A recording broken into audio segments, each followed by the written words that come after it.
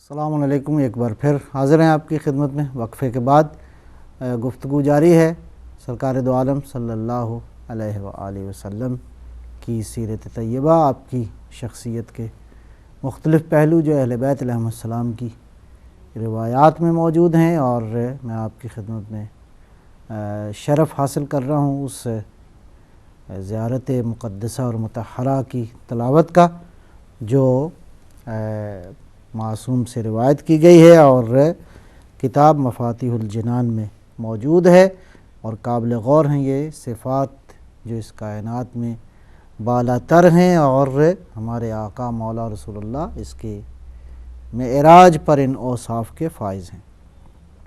عرض کر رہا تھا والمکلم من وراء الحجب، وہ ہستی جن سے پس پردہ اللہ پروردگار جو ہے وہ اپنے حبیب سے کلام کرتا ہے۔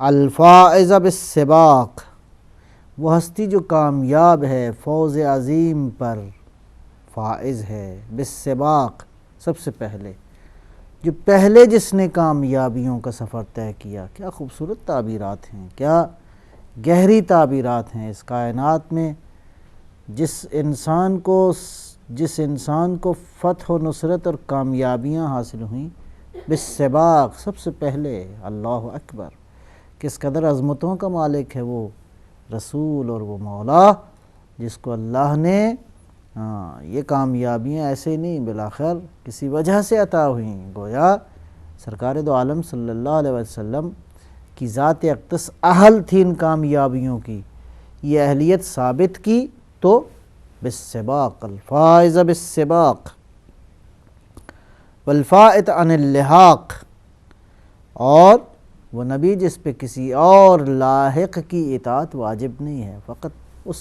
اقدس الہ کی، اس کی اطاعت واجب ہے۔ یہی وجہ ہے کہ بعینہ ہی یہی رشتہ عطرت طاہرہ کا ہے مخلوقات کے ساتھ۔ عطرت طاہرہ کو حکم نہیں ہے کہ وہ امت کی اطاعت کرے، نہیں، امت کو حکم ہے کہ وہ عطرت کی اطاعت کرے، ذریت پیغمبر کی اطاعت کرے، عطرت طاہرہ کی اطاعت کرے۔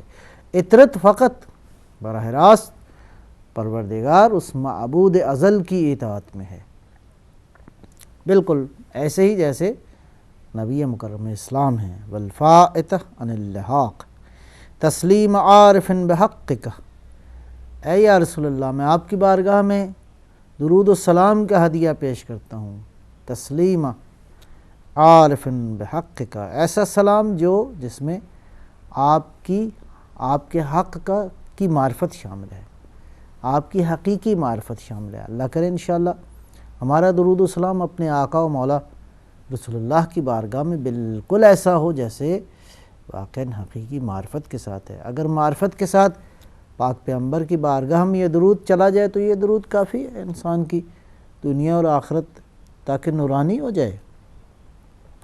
معترف بالتقصیر فی قیامہ بواجبک، یا رسول اللہ میں اعتراف کرتا ہوں، قصوروار ہوں، تقصیر ہے مجھ میں کہ جو چیز آپ نے واجب قرار دی، لازم قرار دی، میں مکمل طور پہ اس پہ جو ہے وہ عمل پیرا نہیں ہو سکا۔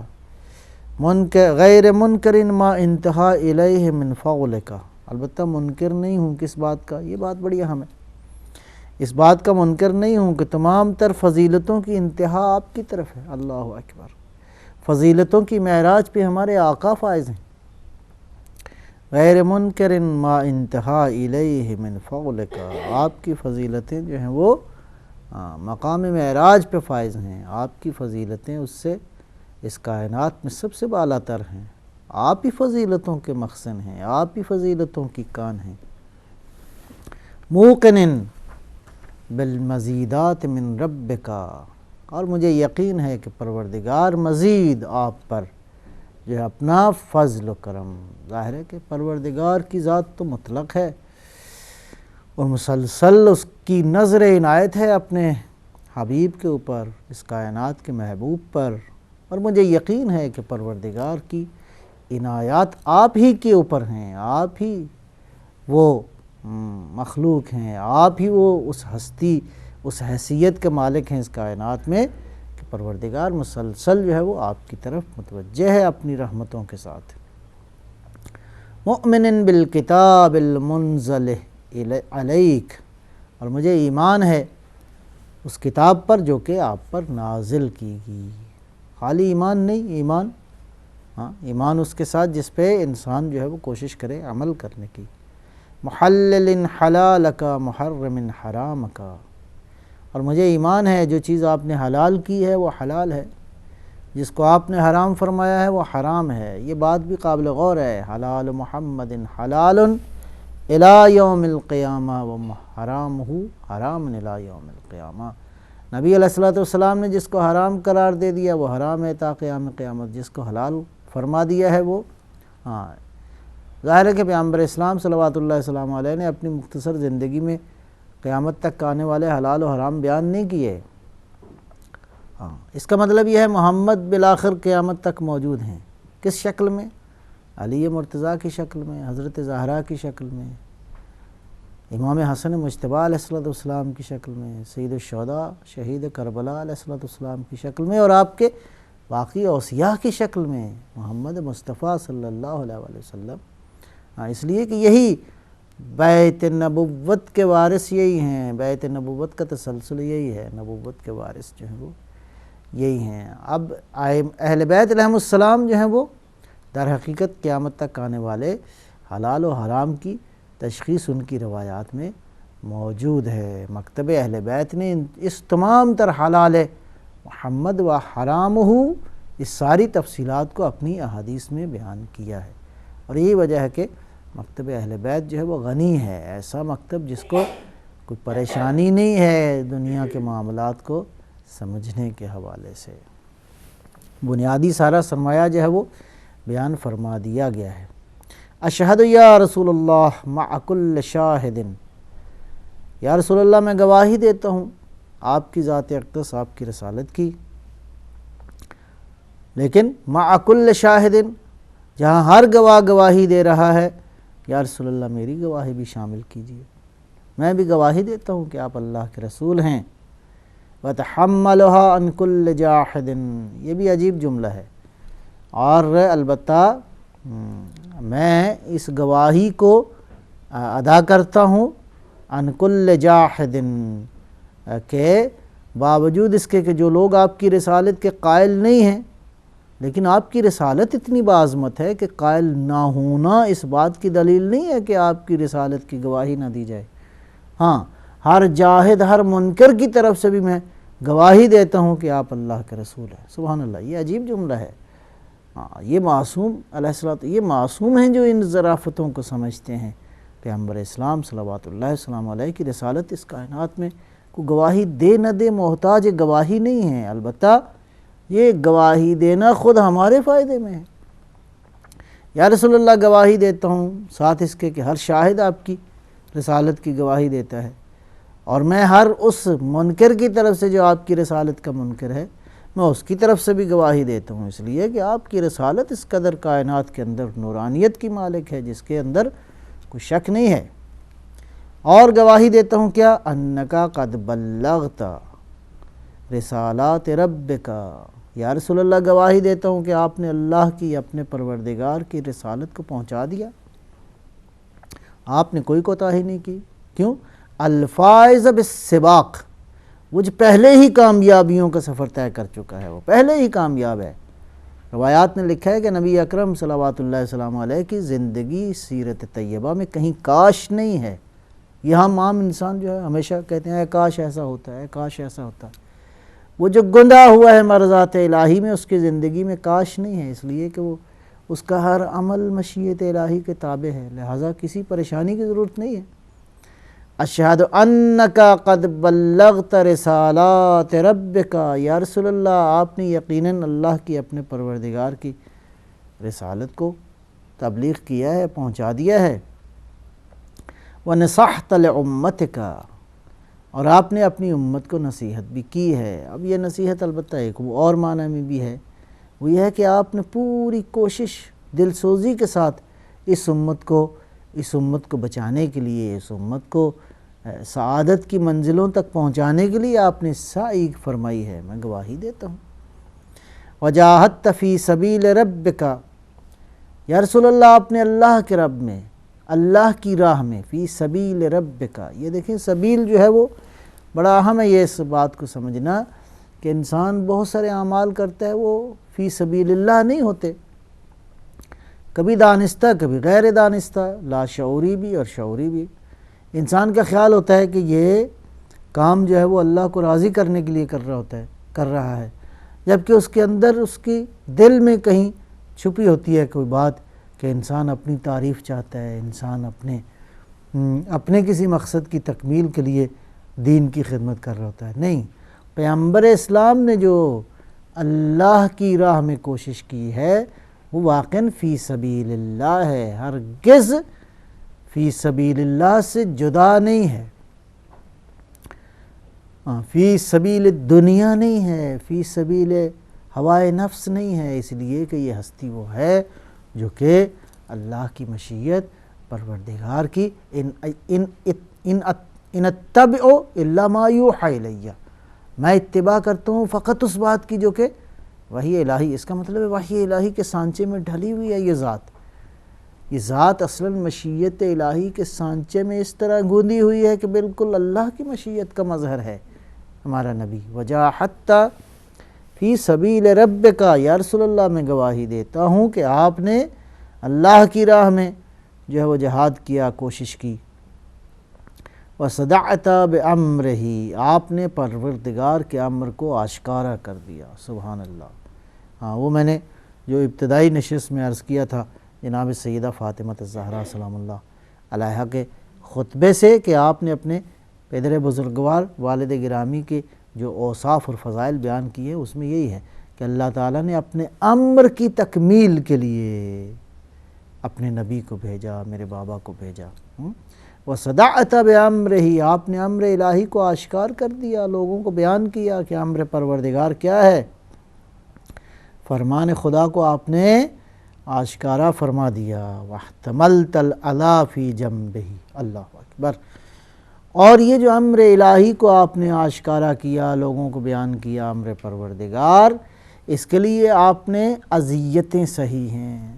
نبی علیہ الصلوۃ والسلام کی حدیث ہے، فرمایا کہ جتنی مصیبتیں مجھ پہ آئی ہیں گزشتہ انبیاء میں سے کسی پر بھی نہیں آئیں، سبحان اللہ، عجیب ہے۔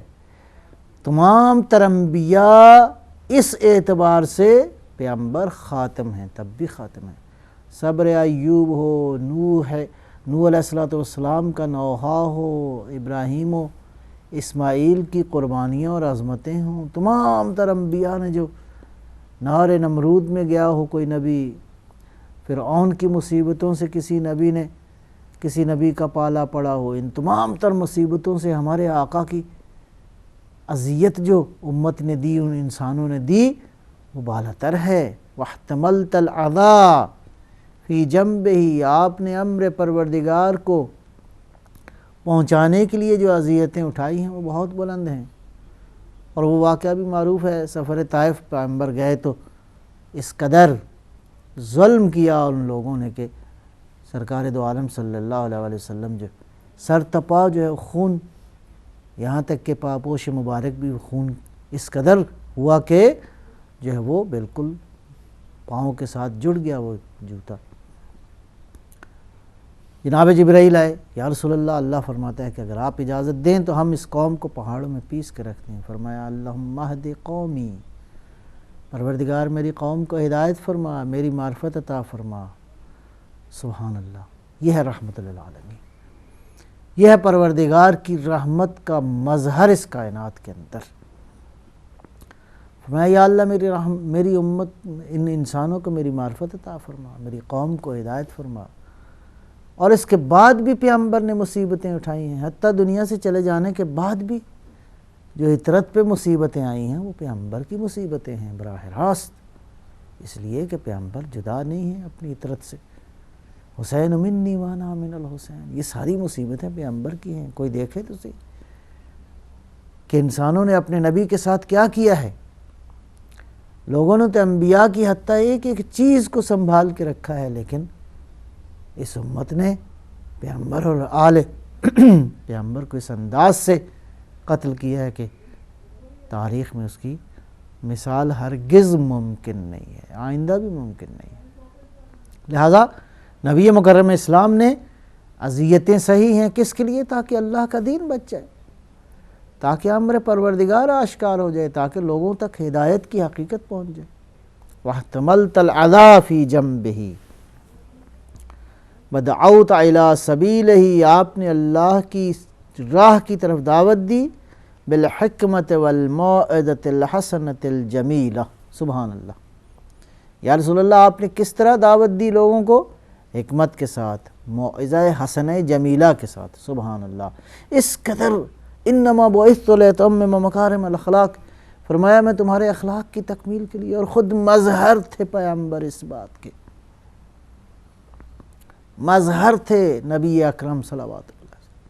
کتنے واقعات ہیں، تاریخ نے بہت واقعات لکھے ہیں پاک پیغمبر کے، اور وہ واقعہ بھی لکھا ہے کہ سرکار دو عالم صلی اللہ علیہ وآلہ وسلم جب مکہ فتح کر کے آئے تو اس دوران ایک واقعہ یہ ہوا کہ ابو جہل کا بیٹا اکرمہ جو ہے وہ شہر چھوڑ کے چلا گیا، بہت پریشان تھا۔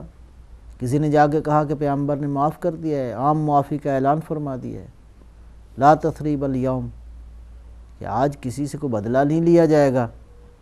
یہ شخص واپس آیا حضور کی بارگاہ میں، سامنے تھا، کانپ رہا تھا وجود، عجیب کمال وقار کے ساتھ، اور کائنات کی تمام تر اخلاقیات کا مظہر پیغمبر، رحمت عالم، رحمت دو عالم۔ اٹھے پیغمبر اور اٹھ کے اکرمہ کو قریب کیا، سینے سے لگایا، اس کی پیشانی کا بوسہ لیا۔ یہ چھوٹا سا عمل نہیں، یہ چھوٹا نہیں تھا، اتنا بڑا تھا کہ اس نے اکرمہ کو زندہ کر دیا، اس مردہ انسان کو زندگی دے دی، اور یہی وہ اکرمہ ہے جو بعد میں کسی جنگ میں شہید ہوا۔ اس اخلاق حسنہ سے، اس موعظۃ الحسنۃ الجمیلہ آپ نے لوگوں تک پہنچائی ہے بات، سختی سے نہیں، تلوار سے نہیں، دھونس اور دھاندلی سے نہیں، بالحکمت والموعظۃ الحسنۃ الجمیلہ، ایسا موعظہ جو حسنہ جمیلہ۔ سبحان اللہ، نبی علیہ الصلوۃ والسلام نے اخلاق جمیلہ سے اس کائنات کو فتح کیا ہے۔ اے کاش کہ ہم بحیثیت امت ہوتے ہوئے سرکار دو عالم صلی اللہ علیہ وآلہ وسلم کے اسی اخلاق حسنہ جمیلہ پہ عمل کریں، تاکہ لوگوں تک اس حقیقت کو پہنچا سکیں۔ اب یہ ہمارے اعمال ہیں جس کی وجہ سے آن حضرت کی سیرت طیبہ جو ہے وہ لوگ غافل ہیں اس سے۔ سرکار دو عالم صلی اللہ علیہ وسلم کی سیرت طیبہ کے ان حسین و جمیل گوشوں کو واضح کرنے کی ضرورت ہے۔ میں بات کو اس انداز سے ختم کروں گا کہ ضرورت ہے کہ پیغمبر علیہ الصلوۃ والسلام کی معرفت حاصل کی جائے، لیکن کس زاویے سے؟ کامل زاویے سے، کامل راستوں سے، کامل دروازوں سے۔ وہ دروازہ جو دروازہ نبوت ہے وہ قرآن کریم ہے، اور آپ کی اطرت طاہر ہیں۔ پیغمبر کی صفات کا دروازہ، پیغمبر کی معرفت کا دروازہ علی مرتضیٰ ہیں، اطرت طاہرہ ہیں، قرآن کریم ہے۔ انشاءاللہ بارگاہ ربوبیت میں دعا ہے کہ پروردگار ہمیں نبی علیہ الصلوۃ والسلام کی حقیقی معرفت اور ان کا عشق و مودت جو ہمارے سینوں کو منور فرمائے، اور اسی طرح آپ کی اطرت طاہرہ کے معرفت سے ہماری دنیا و آخرت کو پروردگار منور فرمائے، اور انشاءاللہ اس کے رضوان کا ذریعہ بن سکے۔ میں انہی الفاظ کے ساتھ آج اجازت چاہتا ہوں، انشاءاللہ آئندہ پھر حاضر ہوں گے آپ کی خدمت میں۔ والسلام علیکم ورحمۃ اللہ وبرکاتہ۔